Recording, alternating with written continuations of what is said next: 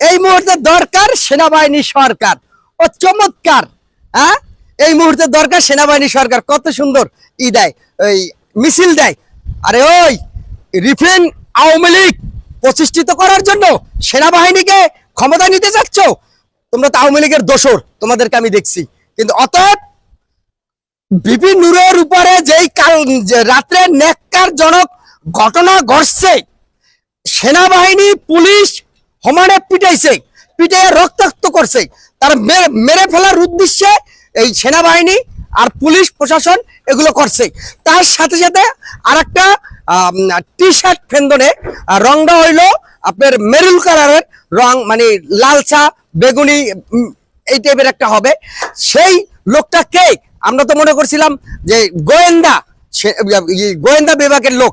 তারপর তাকে দেখি প্রশাসন, সেনাবাহিনী, পুলিশ তাকে সরায়া দেয়। বাহ, চমৎকার। আর ওই রাজনীতি দলেরা এই মাঠটা তোমাদের কাছে আসবে, আসতেছে, মনে রেখো। এই খুনি শেখ হাসিনা, ফ্যাসিস্ট শেখ হাসিনাকে যদি বাংলাদেশে প্রতিষ্ঠিত করা হয়, তাহলে এই বাংলাদেশ আর বাংলাদেশ থাকবে না।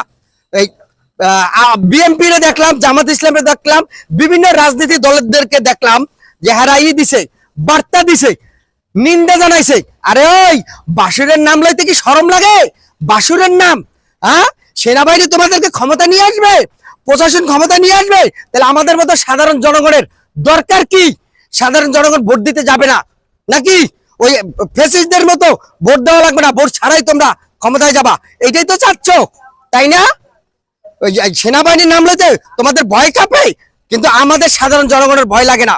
তবে আরেকটা কথা বলে দেই, পাকিস্তানের আসিফ নজরুল পাকিস্তানের জনগণের উপরে যে জুলুম অত্যাচার করতেছে, আর আমাদের বাংলাদেশে ওয়াকারুজ্জামান, সেনাবাহিনীর ওয়াকারুজ্জামান বাংলাদেশের জনগণের উপরে যদি জুলুম নির্যাতন করে, কখনোই মেনে নেবে না।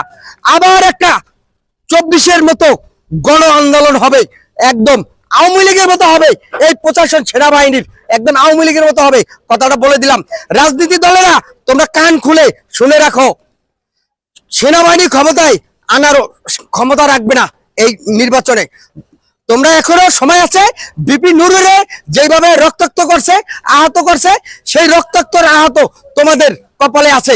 জামাত ইসলাম বলে দেই, বিএনপি বলে দেই, আদার্স রাজনীতি যে দলেরা আছো, কেউ কাউরে ভালোভাবে রাখতে দেবে না, ভালোভাবে থাকতে দেবে না। কথাটা মনে রেখো, এটাই বাস্তব, এটাই বাস্তবতা। যারা বাংলাদেশটাকে লুটপাট করে ধ্বংস করে দিয়ে গেছে, তাদেরকে আপনারা ক্ষমতায় আনার জন্য আপনারা উঠে পড়ে লাগছেন। হাসানাত আব্দুল্লাহ 10-11 মাস আগে কচু ক্ষেতের একটা যে কথা বলছিল, সেটাই তো বাস্তব। সেটা কি মিথ্যা প্রমাণিত? সেটা কি মিথ্যা সেনাবাহিনী করতে পারছে? সেনাবাহিনীর চক্রান্ত বাংলাদেশে ধ্বংস করে দিতেছে। কারণ পাকিস্তানের আসিফ নজরুলের মতো সেনাবাহিনী এখন এই ওয়াকারুজ্জামান বাংলাদেশটাকে ধ্বংস করার জন্য পাইতারা করতেছে। এটা আমরা কখনো হতে দেব না। সাধারণ জনগণের উদ্দেশ্যে বলতেছি, আপনারা সবাই কান খুলে শুনে রাখেন, সজাগ দৃষ্টি রাখেন। আমরা সেনাবাহিনীর 1-11-এর মতো আমরা চাই না। আমরা চাই না সেনা সামরিক ক্ষমতায় আসুক, কারণ আসলে শক্ত হাতে প্রতিরোধ করা হবে, গণ আন্দোলন গড়ে তোলা হবে। এইটাই আমার